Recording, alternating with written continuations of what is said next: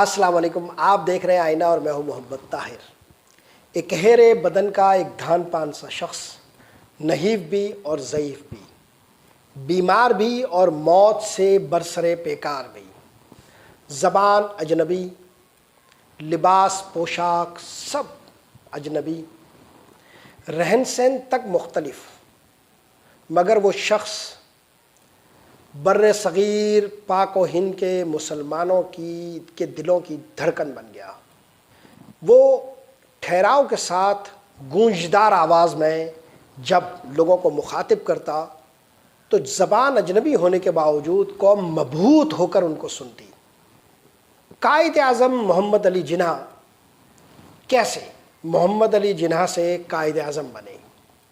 ایک شخص ایک ایسے ماحول میں جب بر صغیر کے منچ پر مسلمانوں کے عظیم ترین قائدین جگمگاتے تھے، جب علماء کرام کے کہکشاں آسمان پر چمک رہی ہوتی تھی، جب عظیم ترین نثار، عظیم ترین شعراء، عظیم ترین مصنفین کا وہ دور تھا، بر صغیر کے مسلمان اندیشوں اور وسوسوں میں جیتے تھے، پھر کیسے بر صغیر کے تمام مسلمان قائد اعظم محمد علی جناح کے ذہن سے سوچنے لگے؟ عظیم مفکر شاعر مشرق علامہ اقبال علیہ رحمہ نے گرہ کھول دی، فرمایا اپنے من میں ڈوب کر پا جا سراغ زندگی۔ قائد اعظم محمد علی جناح رحمۃ اللہ علیہ وہ واحد رہنما تھے جنہوں نے اپنے من میں ڈوب کر زندگی کا سراغ پایا تھا۔ ان کا رہنما ان کے من کے اندر سے ابھرا تھا۔ اسی لیے عظیم رہنماؤں کی طرح جو دنیا پر اور تاریخ پر اپنا گہرا نقش ثبت کرتے ہیں، قائد اعظم محمد علی جناح وہ رہنما تھے جنہوں نے مصنوعی خیالات میں زندگی بسر نہیں کی۔ ان کے افکار، ان کے اعمال میں کوئی فرق نہیں ہوتا تھا۔ وہ زندگی کو جیسا سمجھتے تھے اپنی زندگی کو ویسے ہی گزارتے تھے۔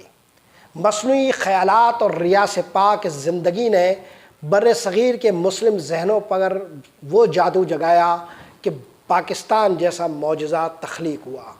آج ہم اسی عظیم ترین قائد محمد علی جناح کی سالگرہ پر انہیں خراج تحسین اور خراج عقیدت پیش کر رہے ہیں۔ مولانا ابوالکلام آزاد رحمۃ اللہ علیہ کا تبحر علمی انسان کو ہکا بکا کر دیتا ہے۔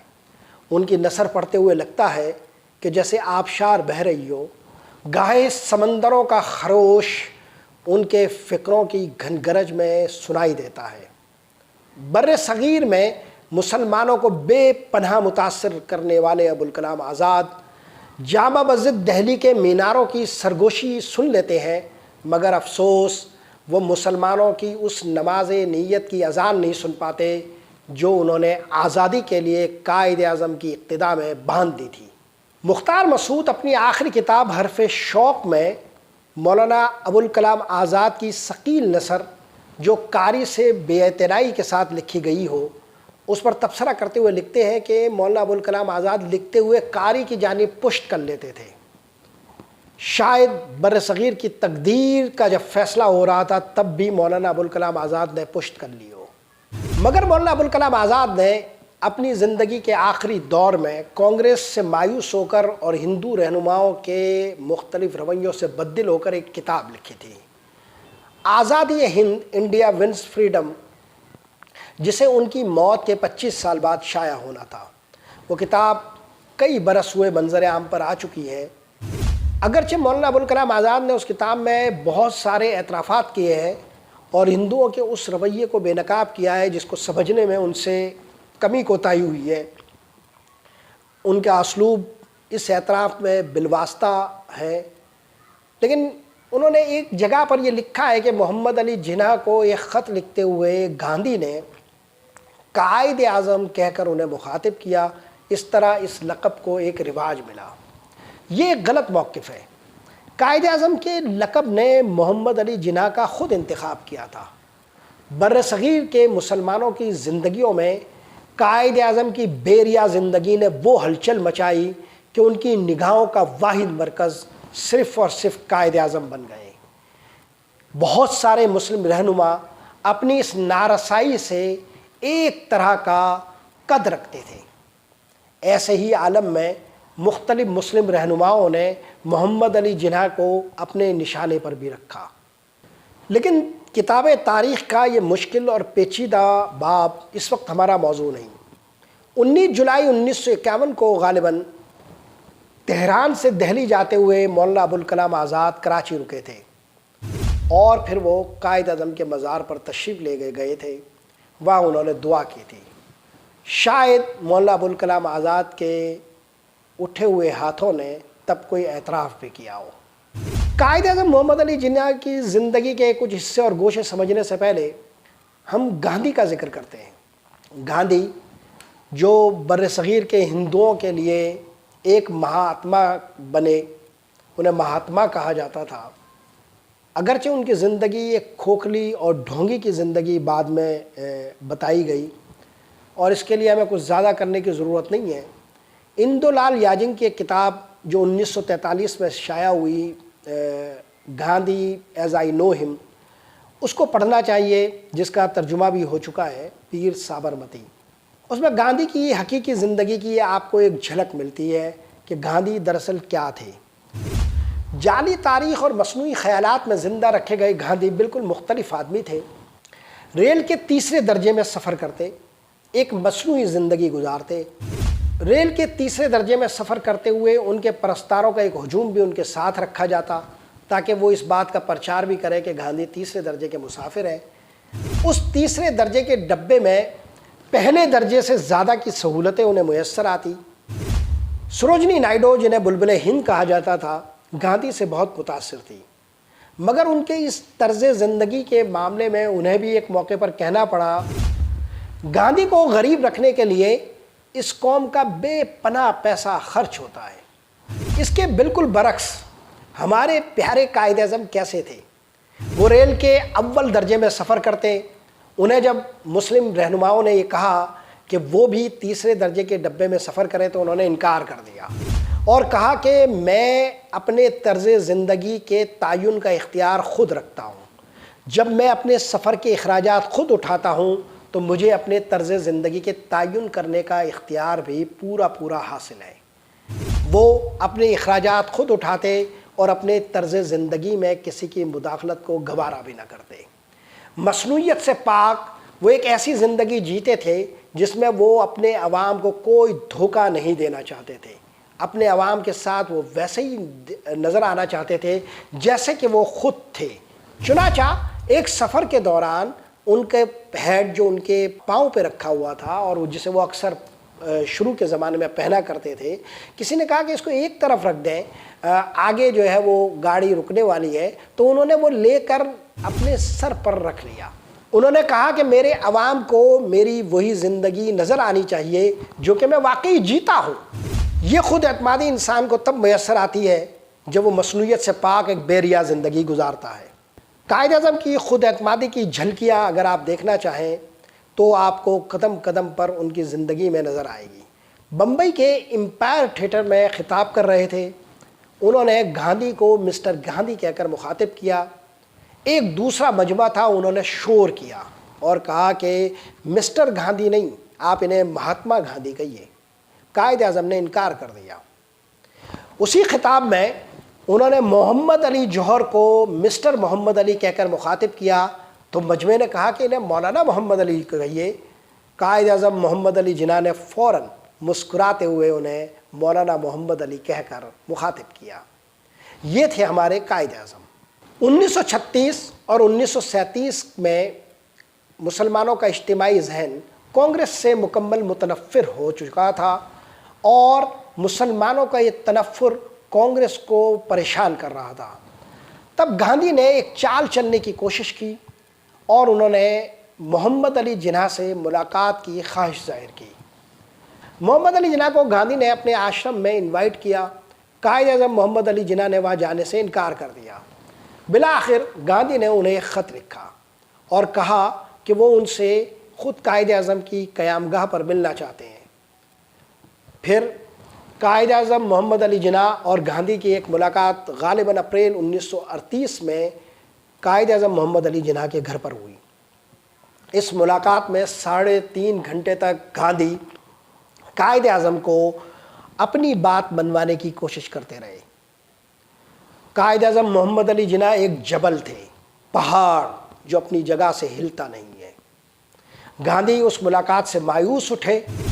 گاندھی نے جواہر لال نہرو کو ایک خط میں لکھا کہ میں کام تو کر رہا ہوں مگر پہلے جیسا اعتماد کھو چکا ہوں۔ قائد اعظم محمد علی جناح سے ملاقات کے بعد گاندھی کے یہ الفاظ ظاہر کرتے ہیں کہ قائد اعظم محمد علی جناح کی شخصیت کتنی عظیم اور بلندتر تھی، اپنے مقاصد کی رفت سے وہ کیسے آشنا تھے اور اپنے مقاصد کے ساتھ وہ کیسے وابستہ تھے۔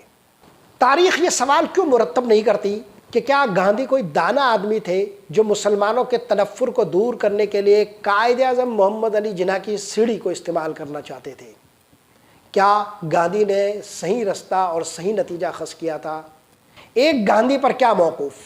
اس زمانے میں جو بھی مخالف بہاؤ سے قائد اعظم کے ساتھ ٹکرانا چاہا اس کی خود اعتمادی اسی طرح پاش پاش ہوئی۔ لارڈ ماؤنٹ بیٹن نے 36 سال کے بعد، پاکستان کے قیام کے 36 سال بعد ایک انٹرویو میں یہ کہا، جب ان سے یہ سوال ہوا کہ کیا تقسیم ہند کو روکا نہیں جا سکتا تھا، انہوں نے کہا صرف ایک شخص، محمد علی جناح سے ملاقات کے بعد مجھے یہ احساس ہوا کہ جب تک یہ شخص زندہ ہے کوئی کام نہیں کیا جا سکتا۔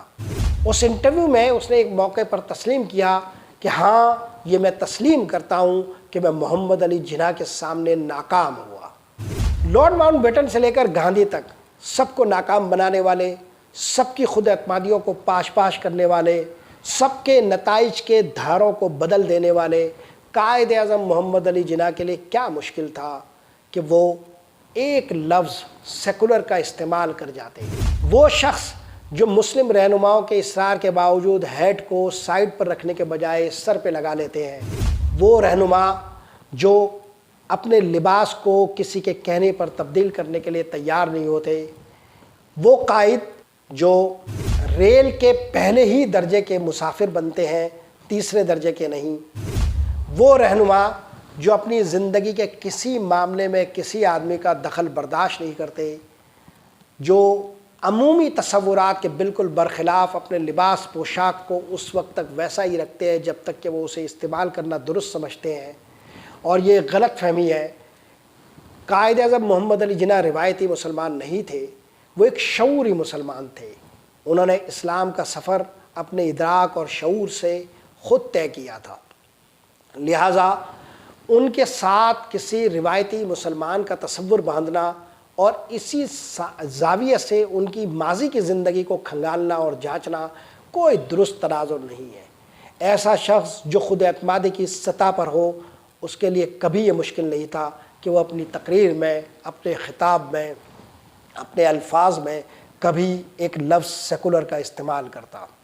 برصغیر کی تقسیم سے پہلے کی پوری تاریخ کا اگر جائزہ لیں، ایک جوہری مطالعہ کریں تو ہمیں اندازہ ہوتا ہے کہ برصغیر پاک و ہند کی ابتدائی تقسیم ہند سے پہلے کی پوری تاریخ کی تمام لفظیات مذہبی سانچے سے نکلتی ہے۔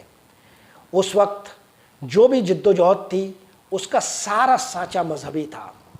اس سے پہلے جو بھی تاریخ تھی، پاکستان کے قیام کی جد و جہد سے بھی پہلے، وہ سب مذہبی جد و جہد کے الفاظوں میں بیان ہوتی تھی۔ یہاں تک کہ اکثریت اور اقلیت کے جتنے بھی تناظر تھے وہ سب بھی مذہبی تھے۔ ہندوؤں کی پوری تاریخ اپنی نفسیات میں غلبے کی تاریخ ہے، اور وہ غلبے کے لیے جو الفاظ استعمال کرتے ہیں وہ سارے اپنی مذہبی کتابوں سے وضع کرتے ہیں۔ لہٰذا ان کے خلاف جو ذہن بھی کھڑا ہوا، اس کو جو بھی جد و جہد کے لیے سہارا لینا پڑا، وہ مذہبی تھا۔ کوئی یہ تک سوچنے کو تیار نہیں ہے کہ ابھی قائد اعظم محمد علی جناح مسلم لیگ سے مکمل طور پر وابستہ بھی نہیں ہوئے تھے، ابھی وہ کانگریس سے بھی وابستہ تھے، تب قائد اعظم محمد علی جناح کو ہندو مسلم اتحاد کا سفیر کہا گیا تھا، انہیں سیکولر اور غیر سیکولر اتحاد کا سفیر نہیں کہا گیا تھا۔ ہندو مسلم اتحاد کی یہ اصطلاح بذات خود جو انہیں ایک ہندو رہنما نے کہا تھا، یہ ثابت کرتی ہے کہ بر صغیر کا پورا اسٹیٹ آف مائنڈ پوری افتاد تباہ، اس وقت کا پورا ذہنی سانچہ مذہبی تھا۔ یہ اقلیتوں کو اور اکثریت کی حامل قوتوں کو مذہب سے شناخت کرتا تھا۔ آپ دور کیوں جاتے ہیں، آج کے بھارت کو ہی کھنگال لیں، جہاں آج بہت ساری دوسری اکائیاں بھارت کے برہمن مزاج کے ساتھ برسر پیکار ہیں۔ کیا وہاں سے اس جد و جہد میں بھی کوئی لفظ سیکولر کا نکل کر آتا ہے؟ اس کی وجہ یہ ہے کہ سیکولر لفظ کے ساتھ کوئی جد و جہد کا پیرایا ہی نہیں بنتا۔ یہ لفظ اتنا سپاٹ سا ہے، یہ اتنا نیوٹرل سا ہے کہ اس کے ساتھ کوئی جذبہ منسلک ہی نہیں ہو پاتا۔ یہ کچھ لوگوں کی اس میں عیش میں آسائش اور عشرت میں آرائش کا تصور دیتا ہے۔ کچھ لوگ جو جدیدیت اور سیکولر کے نام پر اصل میں ایک آبرو باختہ زندگی گزارنا چاہتے ہیں، وہ یہ چاہتے ہیں کہ اپنی آبرو باختہ زندگی کا ایک جواز عظیم رہنماؤں کی زندگی سے تلاش کر کے لائیں۔ یہ کام نہیں ہو سکتا۔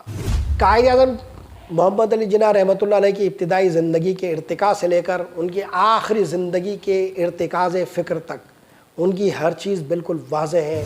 یہاں سے کوئی شخص ایک سیکولر سانچہ برآمد کرنے کی کوشش کرے گا تو وہ ناکام ہوگا۔ قائد اعظم محمد علی جناح ہماری عقیدتوں اور محبتوں کا مرکز ہیں۔ انہوں نے اپنی جد و جہد اور اپنی خود اعتمادی سے مسلمانوں کو ایک مقصد کی لڑائی میں پرو کر پاکستان جیسا عظیم تحفہ ہمیں دیا ہے۔ قائد اعظم محمد علی جناح کی سالگرہ منانے کا بہترین طریقہ یہ ہے کہ ہم پاکستان کے عظیم ترین مقصد سے وابستہ ہو کر صرف پاکستانی بن جائیں اور کا نظریہ پاکستان کے اس تصور کے ساتھ خود کو باندھ لیں جس کی ضرورت آج بر صغیر کے مسلمان، ہندوستان کے مسلمان محسوس کرتے ہیں۔ آج ہندوستان میں آزادی کی جو تحریکیں چل رہی ہے، وہاں سے بھی یہ آوازیں بلند ہو رہی ہے کہ قائد اعظم محمد علی جناح کا راستہ ہی درست راستہ تھا۔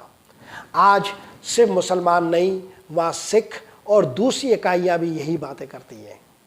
حیرت کی بات یہ ہے کہ وہاں جتنی بھی اکائیاں جد و جہد کر رہی ہیں، ان اکائیوں میں سے بلا امتیاز مذہب کسی بھی آدمی کی زبان سے ہم لفظ سیکولر نہیں سنتے۔ آج کے لیے یہی کچھ۔ محمد طاہر کو اجازت دیجیے۔ اللہ نگہبان۔